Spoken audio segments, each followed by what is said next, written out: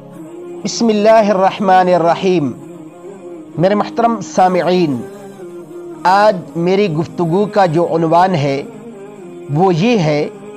کہ رمضان میں افطار کی وجہ سے مغرب کی نماز میں تاخیر کرنا۔ کیا افطاری کی وجہ سے مغرب کی نماز میں تاخیر کرنا یعنی دیر کرنا جائز ہے؟ تو ذرا آپ توجہ سے سماعت فرمائیے۔ میرے محترم سامعین، جس طرح روزہ افطار کرنے کا وقت سورج غروب ہونے پر ہو جاتا ہے، اسی طرح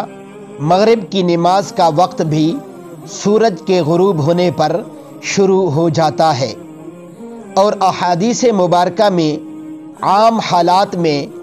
مغرب کی نماز کو جلد از جلد ادا کرنے کی ترغیب آئی ہے، اور حضرت نبی کریم صلی اللہ علیہ وسلم نیز حضرات صحابہ کرام رضوان اللہ علیہم اجمعین سے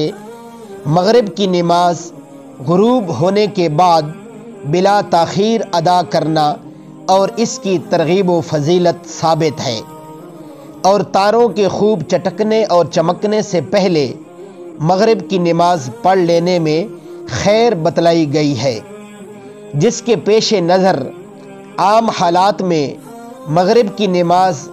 جلد از جلد پڑھنا مستحب اور افضل ہے، لیکن رمضان المبارک میں چونکہ مغرب کی نماز اور روزہ افطار کرنے کا وقت ایک ساتھ شروع ہوتا ہے، اور افطار کے وقت کھانے کی طرف رغبت و طلب ہوتی ہے، اور افطار کی بغیر